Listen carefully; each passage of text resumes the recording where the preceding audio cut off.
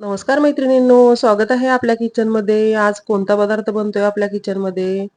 बघूया आपण कोणता पदार्थ बनतोय. तुम्हाला जर हा पदार्थ आवडला, तर तुम्ही सुद्धा नक्की ट्राय करून बघा आणि मला कमेंटमध्ये सांगा कसा झालाय हा पदार्थ. तर कढईमध्ये दूध घेतले अर्धा लिटर मी. साई न फोडता ह्याला हलवत राहायचंय. याच्यामध्ये थोडंसं उकळी आली की केशर आणि साखर टाकायचं म्हणजे याला मस्त कलर येतो.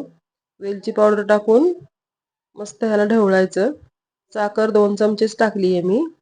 आता मी थोडे ड्रायफ्रुट्स आणि 2 ब्रेड टाकलेत. ब्रेड क्रम्स करून काठ काढून घेतले होते ब्रेडचे. आता इथे मी छोट्या कढईमध्ये कॅरमल करून घेतेय. त्यासाठी मी साखर टाकली आहे 4 पोहे खायचे चमचे. आता मस्त आपलं कॅरमल तयार झाले. तयार झालेलं कॅरमल आपण आता मिश्रणामध्ये ओतूया. हे बघा. खूप छान रंग आलाय आणि आपलं मिश्रण सुद्धा खूप छान तयार झालंय. आता ही आपली कॅरमल रबडी तयार झाली आहे. थंड झाल्यानंतर स्ट्रक्चर बघा किती छान आलंय. मस्त.